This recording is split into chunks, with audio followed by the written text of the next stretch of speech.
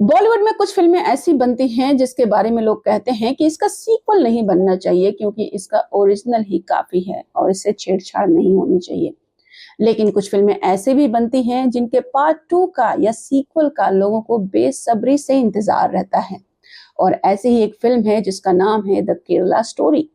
जी हाँ, हम बात कर रहे हैं द केरला स्टोरी पार्ट 2 की, जिसका टीजर रिलीज हो चुका है और आपको ये सीधा याद दिलाता है द केरला स्टोरी पार्ट 1 की। क्योंकि जो ये टीजर है वो पार्ट 1 से कई गुना ज्यादा इमोशनल है, कई गुना ज्यादा पावरफुल है और कई गुना ज्यादा आपको अट्रैक्ट करेगा थिएटर तक लाने के लिए। द केरला स्टोरी पार्ट 1 में आदर्श शर्मा ने बखूबी भूमिका निभाई थी, सबके रूह को छू गई थी। स्टोरी इतनी स्ट्रांग थी, उनकी एक्टिंग इतनी स्ट्रांग थी कि लोगों ने इस फिल्म को बार बार देखा और सराहा भी। जिसमें आपको नजर आएंगी अदिति भाटिया, ऐश्वर्या ओझा और उल्का गुप्ता। ये नाम आपको सुने हुए लग रहे हैं, आपने इन्हें टीवी पर बहुत देखा है और इनकी एक्टिंग को भी सराहा है। एंड ट्रस्ट में इस टीजर को देखकर आपकी रूह कांप जाएगी। बहुत ही सादा और सिंपल ट्रेलर है।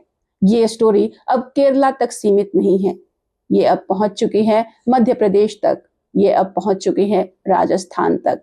ये कहानी है 3 लड़कियों की, सुरेखा, नेहा और दिव्या की। सुरेखा यानी कि उल्का गुप्ता, जो कि केरला से हैं और यूपीएससी की पढ़ाई करके देश का नाम रोशन करना चाहती हैं।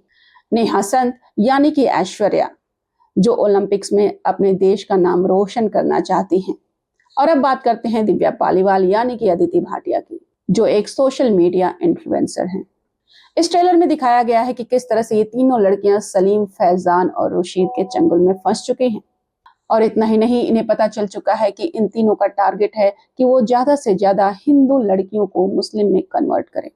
ये तीनों ही अपनी एक छोटी सी कहानी बताती हैं, लेकिन टीजर का जो एंड होता है वो उससे भी ज्यादा पावरफुल होता है, क्योंकि ये तीनों ही कहती हैं कि अब हमें लड़ना है, क्योंकि अभी नहीं तो कभी नहीं।